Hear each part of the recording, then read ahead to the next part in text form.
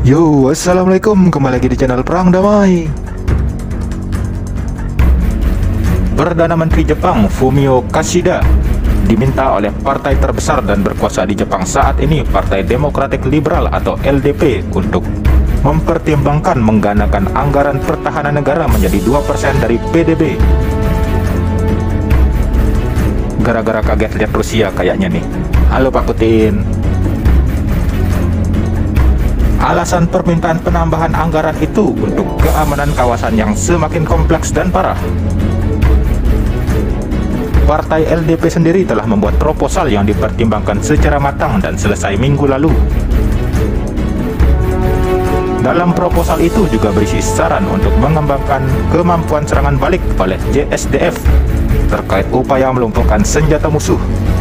LDP juga mendorong agar Jepang bisa melakukan serangan balik dan mengizinkan Jepang menembak dan melumpuhkan rudal musuh yang belum diluncurkan dari wilayah asing sebagai bentuk pertahanan diri. Wah, Pak Xi Jinping terancam juga dong. Perdana Menteri Kishida adalah ketua partai LDP. Dia mengatakan partainya perlu membahas tinjauan kebijakan dengan mitra koalisi Junior Komeito. Dan proposal dibuat berdasarkan pertimbangan riset mendalam oleh Komite Riset LDP. Dengan target anggaran pertahanan menjadi 2%, Jepang akan setara dengan negara-negara NATO lainnya yang juga menganggarkan pertahanan mereka sebesar 2% dari PDB.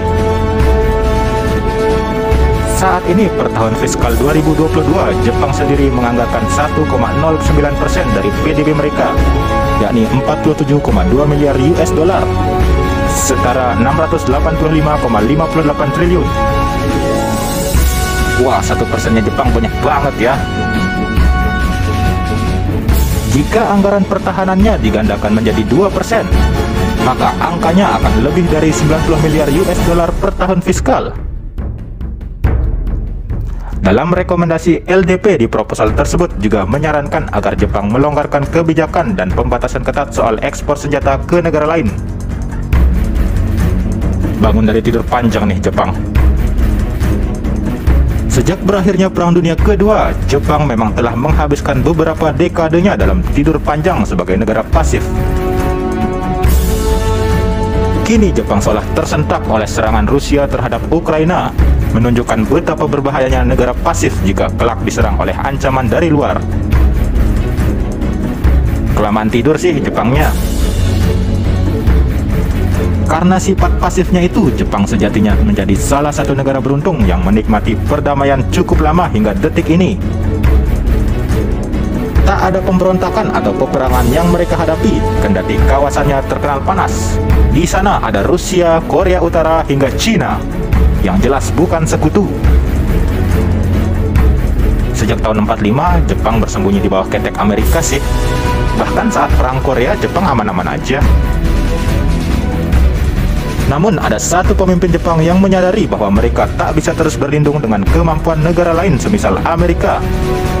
Dia adalah Shinzo Abe, mantan Perdana Menteri Jepang sebelumnya.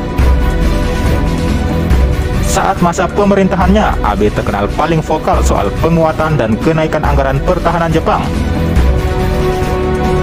Bahkan saat era kepemimpinan Abe, beberapa kali pihaknya merevisi undang-undang soal sikap pasif Jepang.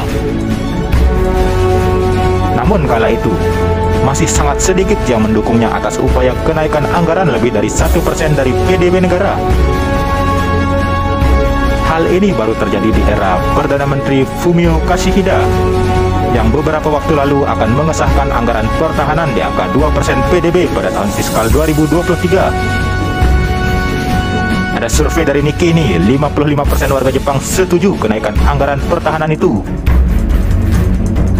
Fakta mengejutkan survei lainnya, setelah berlangsungnya perang Rusia-Ukraina dan rentetan konflik Tiongkok hingga Korea Utara yang melakukan uji coba rudal balistik, survei kepada kelompok konservatif yang berumur muda di Jepang antara 18 hingga 39 tahun menunjukkan 65% dari mereka menginginkan pengeluaran militer lebih besar. Nikkei juga menyebut saat ini di Jepang telah terjadi pertumbuhan rasa patriotik tercepat sepanjang sejarah Jepang sejak perang. Wah, Dewa Perang Asia sudah bangun nih dari tidur panjang. Semoga nggak bahaya ke Indonesia ya. Ada salam dari Rusia, Pak. Hehe. Sekian untuk episode bermanfaat kali ini. Wassalam.